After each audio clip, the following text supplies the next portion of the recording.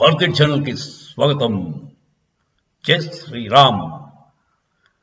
Iran and Pakistan రెండు ముస్లిం దేశాలు, ఒకటి షియా ఒకటి సున్నీ, రెండు టెర్రరిస్ట్ స్పాన్సరర్స్.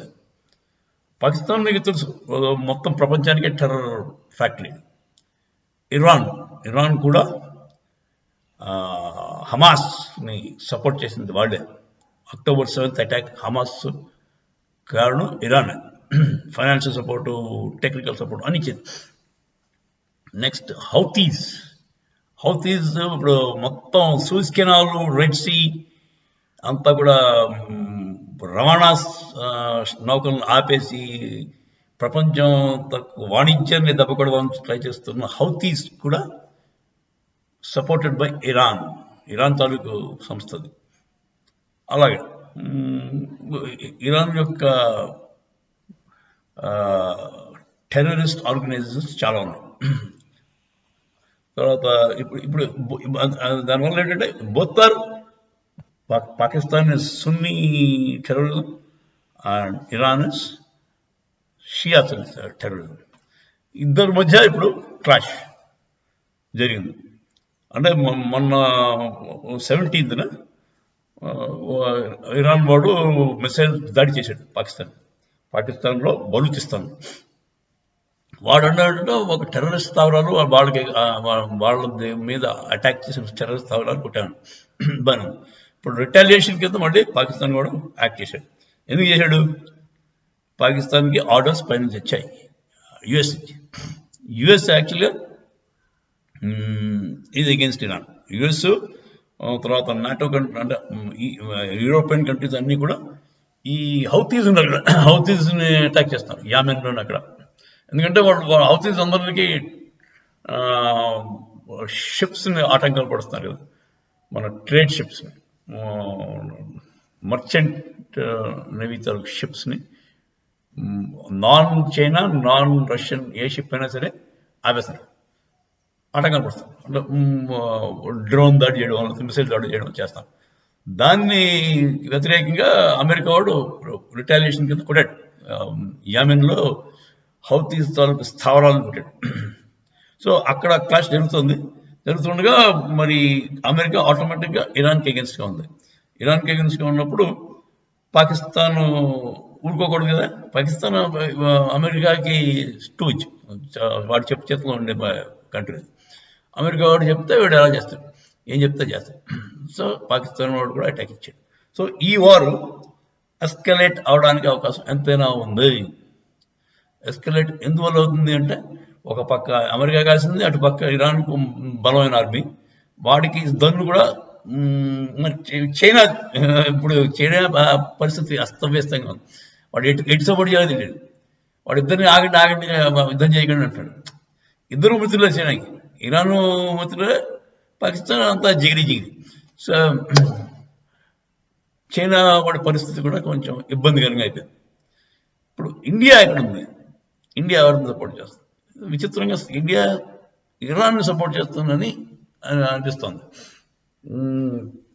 అలా అంటే ఏ టెర్రరిస్ట్ ఆర్గనైజేషన్ సపోర్ట్ చేయకూడదు. మరి ఎందువల్ల చేశారో, మరి జయశంకర్ గారు చాలా మేధావి, ఆయన పొరపాటు చేయడు. సో వాళ్ళకి ఏదో ప్లాన్ ఉండి ఉంటుంది, పెద్ద ప్లాన్. సో ఇండియా అంటే పాకిస్తాన్ ఎప్పుడు మనకి ఫ్రెండే, ఎనిమీస్ ఫ్రెండ్ కదా. ఆ రకంగా ఇరాన్తో మనకి ఫ్రెండ్షిప్. ట్రెడిషనల్లీ కూడా మనం ఇరాన్తో ముందు వాళ్ళ మీద అందరూ ప్రపంచంతో శాంక్షన్స్ పెట్టినప్పుడు ఇరాన్ దగ్గర ఆయిల్ కొనేవాళ్ళం మనం. ఇరాన్కి మనకి ఎప్పుడు శత్రుత్వం లేదు. కాకపోతే వాళ్ళు చేసే పనులు బాగోలేదు ఈ మధ్యకాలంలో.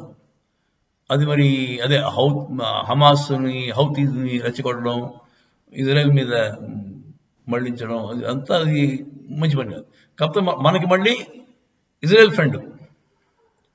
మన ఇజ్రాయెల్కి ఇరాన్ ఎనిమి అయితే మరి ఆటోమేటిక్గా ఎనిమి అవ్వాలి. కానీ అది అక్కడ చిన్న తేడా వచ్చింది. సో ఇదండి, ఇంత కాంప్లికేటెడ్గా ఉంటుంది ఇంటర్నేషనల్ రిలేషన్షిప్స్. అంటే ఈ నికార్స్గా ఒక ఫార్ములాలో వెళ్ళిపోవడం అంటే కష్టం.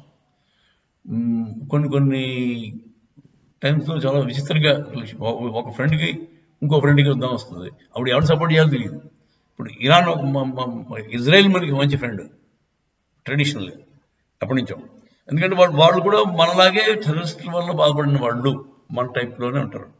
సో వాళ్ళకి మనకి న్యాచురల్ ఫ్రెండ్షిప్ అది. ఒక బాధితుడు ఇంకో బాధితుడు. మరి ఇరాన్ అవి అవి పాకిస్తాన్ టైప్ లాంటిదే, కానీ Shias in Pakistan against. So ఇలాంటి సిచ్యువేషన్లో ఇండియా ఎవరిని సపోర్ట్ చేయాలి అనేది కొంచెం ట్రిక్కీ సిచ్యువేషన్. సరే, ప్రస్తుతం అయితే అమెరికా, నాటో కంట్రీస్ అన్నీ కూడా ఒకవైపు ఉన్నాయి. ఇప్పుడు ఇరాన్, చైనా, రష్యా, ఇండియా కూడా ఒక పక్క ఉన్నాయి. మరి చైనాతో మనం ఎలా కలిసి ఉంటాం, అదొక ప్రాబ్లం. చైనా వాడు ప్లాన్ ఏంటంటే బ్రిక్స్లోకి పాకిస్తాన్ కూడా తీసుకొద్దాం అనుకుంటాం. అది ఇండియా వాడు ఒప్పుకుంటాం. బ్రిక్స్లో చైనా ఆధిపత్యాన్ని అసలు మనోడు యాక్సెప్ట్ చేయట్లేదు. సో ఇదండి ఇంత కాంప్లికేటెడ్ సిచ్యువేషన్ ఇది. ఈ అమెరికన్ లీడర్షిప్ ఒకటి వీక్గా ఉండడం ఒక ప్రాబ్లం. బేసిక్ ప్రాబ్లం ఏంటంటే అమెరికన్ లీడర్షిప్ అంటే బైడెన్ గాడు పాపం ఏజ్డ్ పర్సన్ అతను, 80 దాటిపోయింది, వాడికి బుర్ర పనిచేయలేదు, మీటింగ్లో నిద్రపోతాడు పాపం. బైడెన్ ఇప్పుడు 2024 ఎలక్షన్లో ఓడి సరైన లీడర్, మంచి లీడర్ అంటారు. Even Trump is better than Biden. ఎందుకంటే అట్లీస్ట్ వాడు యాక్టివ్ అండ్ అజైల్గా ఉన్నాడు బ్రెయిన్లో.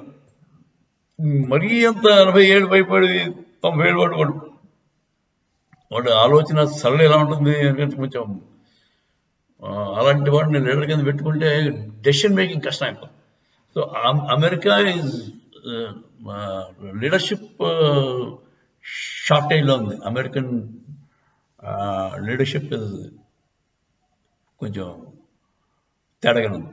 సో 24లో ఎలక్షన్స్ జరిగి మంచివాడు వస్తే కొంత సిచ్యువేషన్ మారచ్చు. ఇప్పుడు ప్రపంచానికి 2 స్ట్రాంగ్, ఒకటి నాటో హెడెడ్ బై అమెరికా, ఇంకోటి BRICS headed by Russia and China and India. 3 powerful countries ఉన్నాయి. కాకపోతే మళ్ళీ చైనాకి ఇండియాకి పడవు. సో ఈ విచిత్రమైన సిచ్యువేషన్ ఏం జరుగుతుందో ఎవరికి అర్థం కాదు పరిస్థితి. జై శ్రీరామ్.